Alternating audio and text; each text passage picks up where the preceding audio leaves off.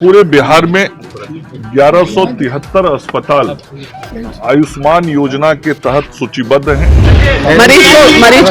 मरीज को diabetic foot है, गैंग्रीन है और इस पर एक्शन लिया जा रहा है। लापरवाही मानती है हॉस्पिटल की? नहीं, हॉस्पिटल की लापरवाही इसमें हम नहीं मानते। 100 करोड़ रुपए से अधिक इस योजना पे गरीबों की सेवा के लिए भारत की सरकार और बिहार की सरकार ने मिलकर राशि खर्च किया है।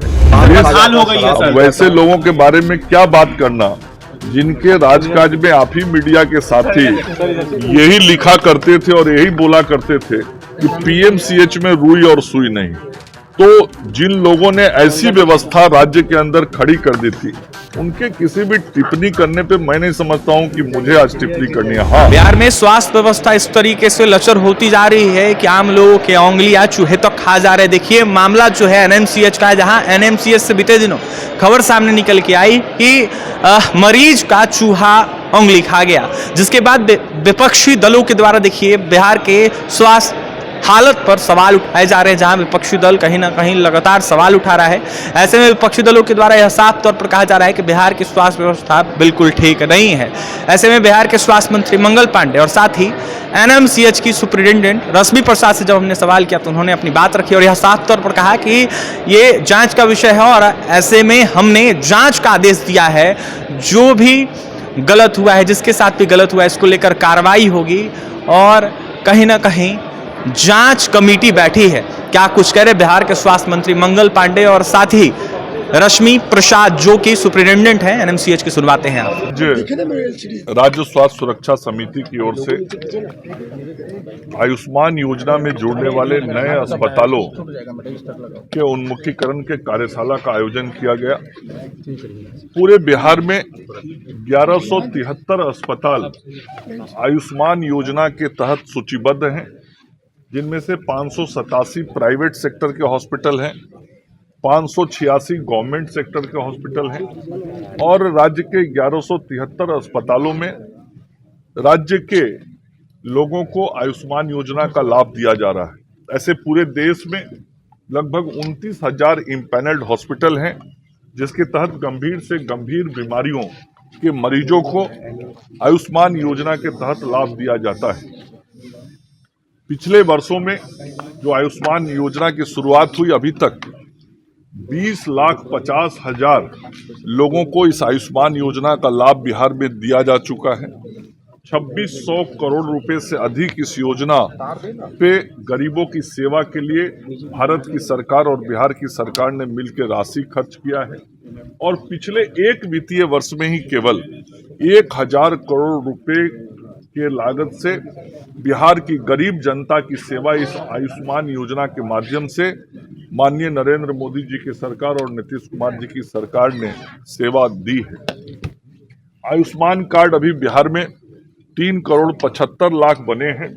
ये आयुष्मान कार्ड और बनाए जाएं, इसके लिए एक विशेष 3 दिन का अभियान 26, 27, 28 मई को चलाया जा रहा है। ये आगे आने वाला जो 26, 27, 28 मई है, गांव पंचायत स्तर तक पूरे बिहार में सभी प्रखंडों में विशेष अभियान चलाया जाएगा आयुष्मान कार्ड बनाने का और मुझे पूरा विश्वास है कि एक बड़ी संख्या में लोग इस योजना से जुड़ेंगे और उनको कार्ड मिलेगा।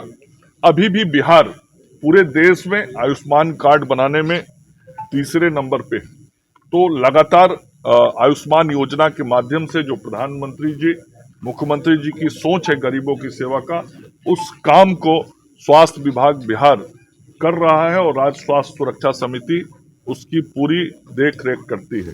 सर एनएमसीएच के मामले में राजद कह रही है कि डायनासोर हो गया बिहार का चूहा। वैसे लोगों के बारे में क्या बात करना जिनके राजकाज में आप ही मीडिया के साथी यही लिखा करते थे और यही बोला करते थे कि पीएमसीएच में रुई और सुई नहीं। तो जिन लोगों ने ऐसी व्यवस्था राज्य के अंदर खड़ी कर दी थी उनके किसी भी टिप्पणी करने पे मैं नहीं समझता हूं कि मुझे आज टिप्पणी करनी है। हाँ, यदि व्यवस्था में कहीं से कोई शिकायत मिलती है तो उसको ठीक करने का काम हमारा है, हमारी जिम्मेवारी है। हम उन व्यवस्थाओं को ठीक कर रहे हैं। मैंने जो उदाहरण दिया, क्या राजद के कार्यकाल में लोग सोच सकते थे?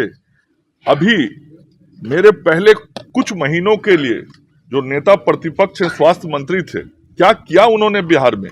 कहीं अस्पताल बनाया क्या? कहीं लोगों को रोजगार दिया क्या? स्वास्थ्य विभाग में नियुक्तियां करवाई क्या? कुछ नहीं किया सिवाय भाषण देने के। और आज भी अब चुनाव नजदीक आया है तो भाषण दे रहे हैं।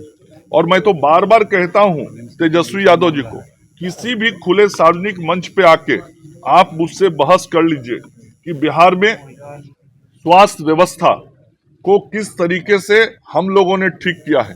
और बीच में 1.25 साल आपको मौका मिला था और 1.5 साल आपके बड़े भाई को मौका मिला था। आप उसका भी आंकड़ा लाके दीजिए और हम भी बताते हैं कि बिहार में किस तरीके से काम हुआ और 1990 से 2005 तक क्या स्थिति बना दिया था इन लोगों ने बिहार में स्वास्थ्य सेवा का, वह भी एक एक चीज मैं सामने आके बताऊंगा।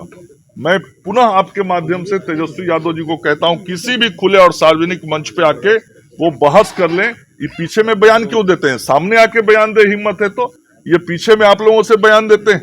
तेजस्वी यादव जी को यदि हिम्मत है तो वो सामने आके बयान दे, मैं उनके हर बयान का जवाब देने के लिए तैयार हूं। मरीज को डायबिटिक फुट है, गैंग्रीन है और इस पर एक्शन लिया जा रहा है। लापरवाही मानती है हॉस्पिटल की? नहीं, हॉस्पिटल की लापरवाही इसमें हम नहीं मानते।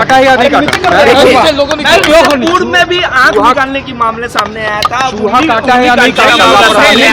बार-बार इस तरीके की घटना एनएमसीएच में हो रही है। क्या कुछ स्वास्थ्य विभाग इस पर कार्रवाई करने जा रही है? इस पर कार्रवाई हो रही है, काम चल रहा है। लापरवाही किसकी है मैम? लापरवाही किसकी है मैम? हम लोग जांच कमेटी बैठी हुई है, हम लोग पता कर रहे हैं। मैम, इससे पहले भी लिया बिहार के स्वास्थ्य मंत्री मंगल पांडे और सुप्रिंटेंडेंट एनएमसीएच की रश्मि प्रसाद से, जहां दोनों ने सफाई दी है। ऐसे में रश्मि प्रसाद देखिए सवालों से भागते हुए नजर आ रही थी। बाद में उन्होंने जवाब दिया जहां उन्होंने कहा कि लचर व्यवस्था नहीं है, लेकिन ये जांच का विषय है और हमने जांच कमेटी बनाई है, जांच होगा, उसके बाद जो भी होना होगा होगा। फिलहाल स्वास्थ्य मंत्री ने विपक्षी दलों पर निशाना साधा है और यह साफ तौर पर कहा है कि उनके समय में ना इंजेक्शन हुआ करता था, न रुई हुआ करती थी। स्वास्थ्य व्यवस्था इस कदर आम लोगों को काफी कठिनाइयों का सामना करना पड़ता था। लेकिन फिलहाल जब से हम लोग सरकार में, जब से हम स्वास्थ्य मंत्री, जब से स्वास्थ्य व्यवस्था काफी बेहतर है। तो फिलहाल देखिए चूहों का कहर देखने को मिल रहा है बिहार में और ऐसे में अस्पताल में आम लोगों की उंगलियां कभी खा जाते हैं।